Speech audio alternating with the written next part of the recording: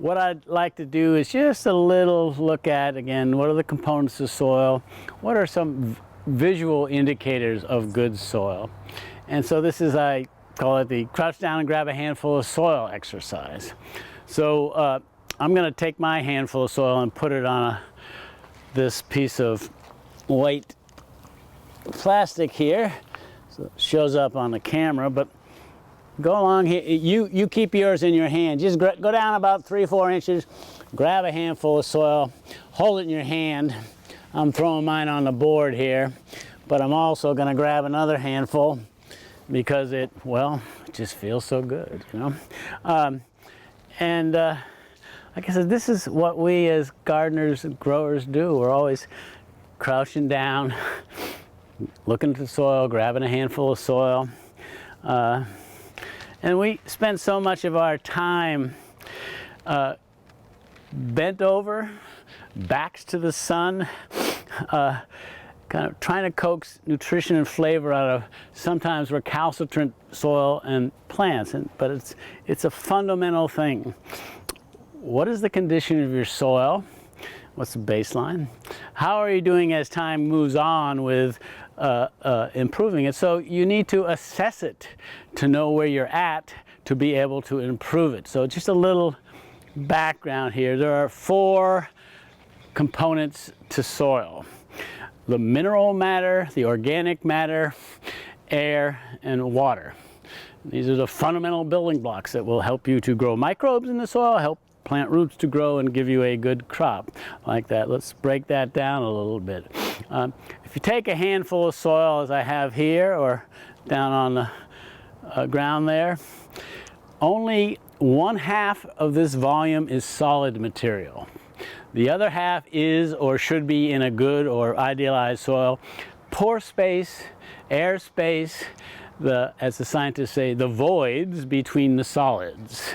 So, and to a certain extent, you want that literal 1/2 of this volume is solid material, 1/2 of this volume is gaps, voids, that is occupied ideally equally by water and air. Let's talk about the solid component of the soil for a minute here. And it has 2 parts. One is mineral matter. What does that mean? That means that the soil is composed of the minerals that were in the rocks that originally formed it, and we're talking over geological time. Soil is rocks, or as I call it jokingly, rock dust, rock flour, F-L-O-U-R. And to a certain extent, and this is a verite, a truth, but it's also sometimes a little sad depending on what your soil is and what rocks it was composed out of, but basically the inherent fertility of your soil is based on what rocks that soil was broken down out of. Some rocks are more fertile, that is, they have more mineral nutrition, potassium, calcium, manganese, iron, nutrients that help fuel plant growth, and some less so. Sandstone, quartz, not so fertile. Limestone, a little more fertile.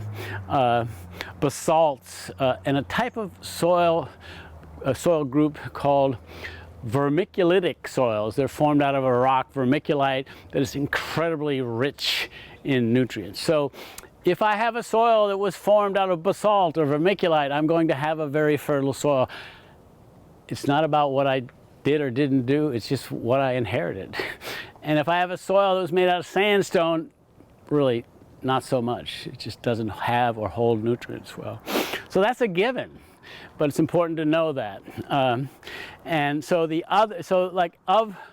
of the solid portion of the soil, 90-something% of it is composed of that mineral matter, that which used to be rocks. And a very small percentage is composed of organic matter, the remains of plants and animal debris. And while that is a small fraction of the soil, it is a mighty fraction. It is important in terms of plant growth, far out of proportion to the very small percentage that is present. And that's something whereas you inherit the mineral component of the soil, it is fertile, it's okay, it's not so fertile. That's inherited. but the organic matter, small but mighty fraction, is something you can work on to improve your soil, and it improves all properties of the soil. The soil has three principal properties: the physical properties of the soil, how the soil is fit together, its geometry, if you will; the chemical properties, which is simply the nutrients in the pH; and the biological properties, which is the life that's in your soil. Organic matter boosts all those things. So you can manage that. You manage that through two principal means. One is the addition of compost, the other is the growing of cover crops and turning them in as green manures. So that's your main set of tools that can help improve your soil. So the solid portion of the soil divided between the mineral and the organic matter. And then the pore space, there's a reading that you will get on your soil test called bulk density, and it simply means the weight of your soil. To the degree that your soil is a good soil and has a good balance between about 50% of its volume being solid, about 50% of the volume being pore space, air space. Bulk density is just a measurement of the soil's weight, and to a certain extent, to a great extent, the lighter the soil, the better it is. That means the more pore space it has. Pore space is occupied by water and air, two essential components to microbial life and root growth. But pore space is also where the plant's roots actually grow. They don't grow in the solid portions of the soil, but rather in those interstitial spaces between the solids. So again, to the extent that you have good pore space, it's so much easier for roots to penetrate, go out, forage for water and nutrients, and they have to expend less caloric energy to do that. Thus, they can put more energy into leaf, shoot growth, flowering, fruit, whatever it is you want from your plant. So that's kind of what you got. And to an extent, in a colloquial sense, you could say what you got is going to influence what you're going to get. Now, that's not 100%. And again, I refer to the mineral nutritional portion of your soil determined by what rocks it was formed out of, determines to a large extent the grow power of the soil, but you can improve that with organic matter. So kind of just know that going forward, and know that the frequent addition of organic matter is a critical fundamental for maintaining and improving your soil. But let's look at the soil that we have here. You look at your handful of soil here, and let's just do a little kind of analysis, as it were. I don't really feel comfortable unless I have a handful of soil, but you can see laid out on the board here soil. So take it and take a look at it and mess with it, finger through it, and then see if you can see what I'm going to say here. So this soil has what's called good structure or aggregation. You have individual particles of sand, silt, and clay that makes up your soil, and that's fine, various percentages. But how those individual particles bind or clump together is a huge determinant in how good a soil you have. And what you want is a soil with good structure or good aggregation. Aggregates, those individual particles bind together into larger, more complex secondary units. So if you look at this soil, can you see kind of there's some small particles, some intermediate particles, and some larger particles? Yeah? Okay. Well, that's a soil that's well aggregated. It's not a monostructure.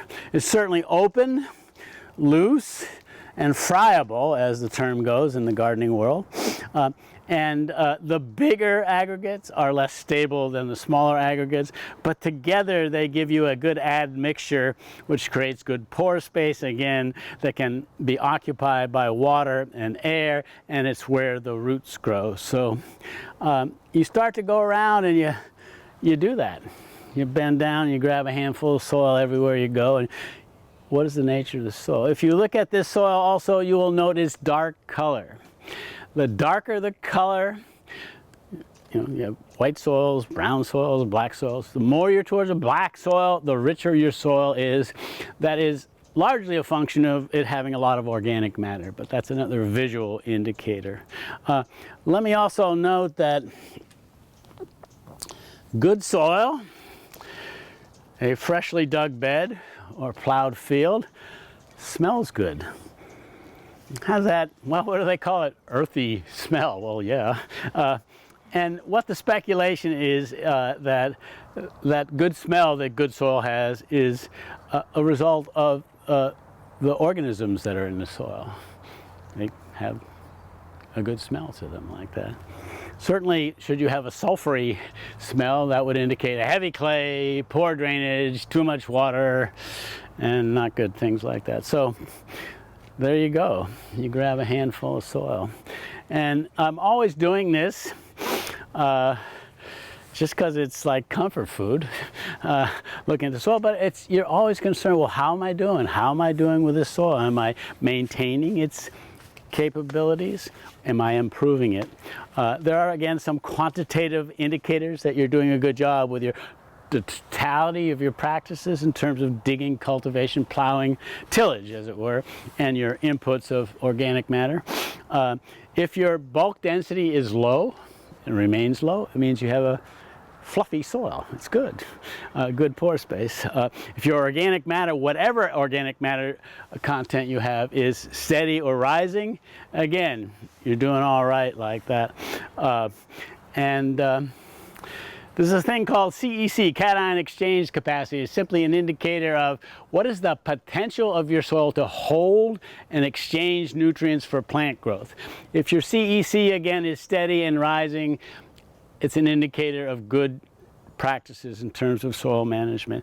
But you also, as we did a little bit here, can look at a soil and determine some things about its goodness, as it were, simply by visually assessing it.